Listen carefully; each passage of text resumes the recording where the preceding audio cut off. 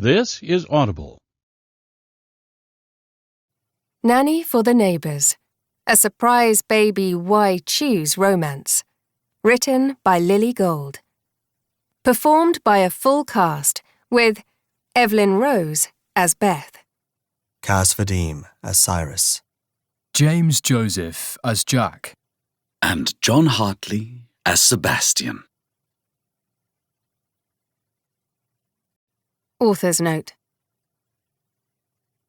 While Nanny for the Neighbours is overall a sweet and spicy romance, it does also touch on several sensitive themes and topics. If you'd like to know more, you can find a full list at www.lilygoldauthor.com. Happy reading! Chapter 1. Beth. Are you bloody kidding me? The shout echoes around the street below me. She could have died. I watch out of my window as my neighbour paces up and down in front of our building, talking animatedly on the phone. His large biceps flex under his shirt as he tugs hard at his hair. He looks like he's having some kind of mental breakdown. My best friend, Benny, leans over me to get a better view. Jesus, what's wrong with him? I don't know, I murmur, squinting against the sun. I've never seen him like this before. Benny snorts. Yeah, because you know him so well. Have you ever actually spoken to the guy? Do you even know his name? Yeah, I say defensively. It's Jack. I'm on the 4th floor, so I'm looking down at him, but I could recognise Jack's broad shoulders and bright blonde hair anywhere. And I know him pretty well, I add stubbornly. Benny huffs a laugh. Which is probably fair. Technically, I've only spoken to Jack once, but I still know plenty about him. I know he lives on the 5th floor, in the apartment right above mine. I know he has 2 unnaturally attractive roommates. I know that whenever I've bumped into him, he seemed sweet and a little shy. I've certainly never heard him shout before. Why wouldn't you tell us? Jack's frustrated bellow floats up through the afternoon air. A few pigeons toddling across the street scatter in fear. What the hell do we do now? None of us know how to look after her. Hello? Hello? He stares at the dead phone screen, then slumps down on the building's steps, defeated. I twist my fingers together, concern tugging at me. It sounds like something's really wrong. Maybe he needs help. Perfect. Benny reaches over me and flips the latch on my window. Now you finally have an excuse to speak to him. He shoves the window open and I grab his arm, yanking him back. What are you doing? I hiss, horrified. I can't shout at him from a window. That's so creepy. Right, watching him silently from afar is so much more normal. Benny looks exasperated. For God's sake, you've been stalking this guy for 2 years. Just talk to him, Beth. It's not that hard. I pull a face. That's easy for him to say. Benny is gorgeous, tall and brown-skinned, with a head full of wild curls and muscled arms covered with colourful tattoos. No man or woman can resist him, and he knows it. On the other hand, I'm tiny, so pale I reflect sunlight, and covered in so many freckles that in the summer they all blob together. Standing next to Benny, I look like an anemic ginger goblin. There is no way I'm marching upstairs to hit on my absurdly hot neighbour. I'm perfectly happy admiring him from afar. Benny's phone suddenly dings, and he sighs, checking the screen. Shit, I've got to go. Another date. He shakes his head. Going out with Mum and Dad. We've got a family dinner. He rolls his eyes. One of the foster kids passed their violin recital or something. I smile, my expression a little brittle. Okay, say hi to Jane and Paul for me. He gives me a sympathetic look. Jane and Paul are my old foster parents, and Benny's adoptive parents. Benny and I met when they fostered us both as teenagers. They kept us for almost a year before booting me back to the group home and starting the process of adopting him. I don't usually keep in touch with old foster families. Hurts way too much. But Benny point-blank refused to be ghosted. Now, 10 years later, he has morphed from an ex-foster brother to a best friend. He's the closest thing I have to a family. Tell you what. He claps me on the back and stands, pocketing his keys. I'll buy you a pizza if you grow some balls and talk to Jake. Jack, and I don't want to talk to him. I turn pointedly back to my open laptop. I have work to do. Benny ignores my hint. Please, you've fancied him since the day you moved into the building. I have not. You know I don't date. That doesn't mean you can't fancy the man. He holds up his phone. I have the drunk texts to prove it. You want me to read them to you? They're pretty embarrassing. He starts scrolling through our text thread threateningly. Saw blonde god when I was taking out the trash tonight. He reads aloud. He's so cute, heart emoji. My mouth falls open. I didn't say that. Oh, but you did. I think this is the night you took 6 shots of tequila and spilled hummus all over your carpet. He scrolls down. You also said, I swear his jawline is like 90 degrees. And, OMG, he's utterly flawless. I try to swipe at him. He dodges out of the way.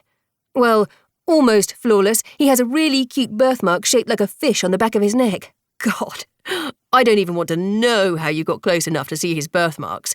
Do you have binoculars stashed away somewhere? I shove him away from the desk. Didn't you say you had to leave? Feel free to do that. Right now? He laughs, grabbing his coat. Yeah. Call me later, okay? Good luck with the job hunt. Love you. Bye, I call, and he blows me a kiss, slamming out of the flat. As his footsteps echo down the corridor, I sag back in my desk chair, spinning to look out of the window again. Jack is still slumped on the steps, his head in his hands. Worry twinges in me. Tragically, Benny is right. I've been secretly crushing on Jack ever since I moved into this building. The sad part is, I've only ever talked to him once, on the day I moved in. I was trying to drag 2 giant suitcases into the lift, and Jack spotted me struggling. He bent down and picked them both up like they weighed nothing, his blue eyes shy behind his hipster glasses. I was immediately smitten. Ever since then, he's smiled at me a couple of times while we were waiting for the lifts or checking our mailboxes, but that's been the full extent of our interactions. I don't think he even knows my name. As I watch, Jack stands, hanging his head, and climbs back up the steps into the building.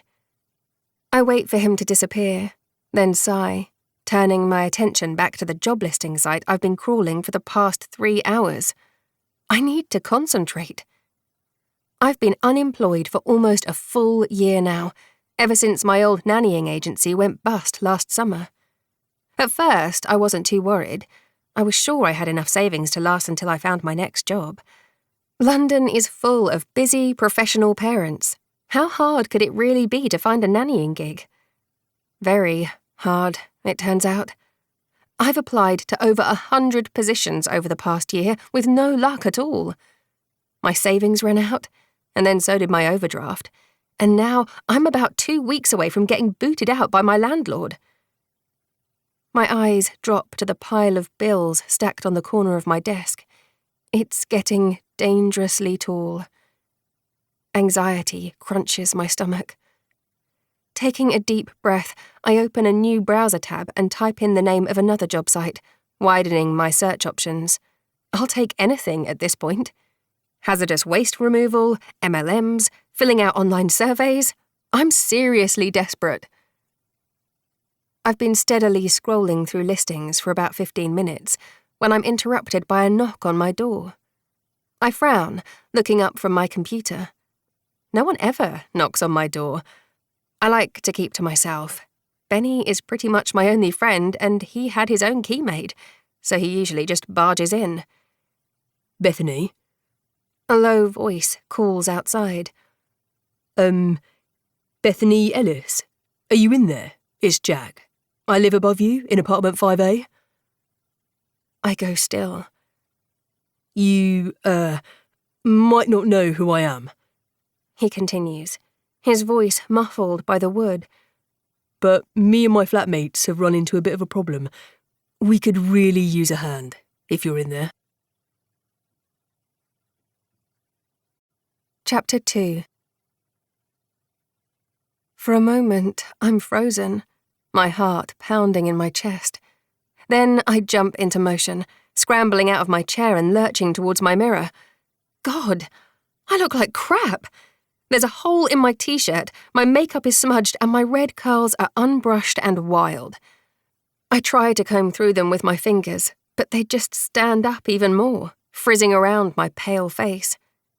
Swearing under my breath, I cast around my room for a hair tie, finally spotting one under my desk. I launch myself at it like a batter sliding into home base and frantically tug my hair into a sloppy bun, then look around wildly for some clothes. A pile of clean laundry I haven't bothered to put away is stacked next to my bed, and I grab a striped summer dress, shimmying into it as fast as possible. In the hallway, there's another half-hearted knock, and then a muffled curse. Shit, he's about to leave. I grab my keys and throw myself at the front door, frantically unlocking it and yanking it open. Jack has already turned around, heading back down the corridor. "Hi, sorry," I call. "I thought I heard someone knocking. Did you want something?" He spins back to face me, his face lighting up, and butterflies explode in my stomach. Jack Inslee is even more stunning than I remember.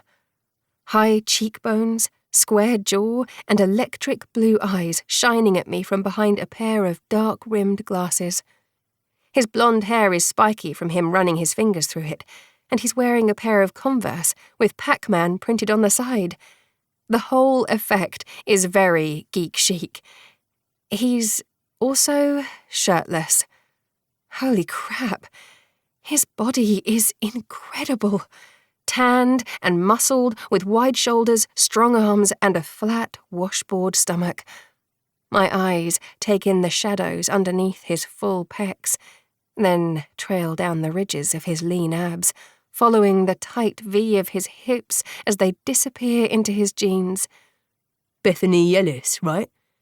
He asks, and I jerk back to reality, my gaze flying up to meet his.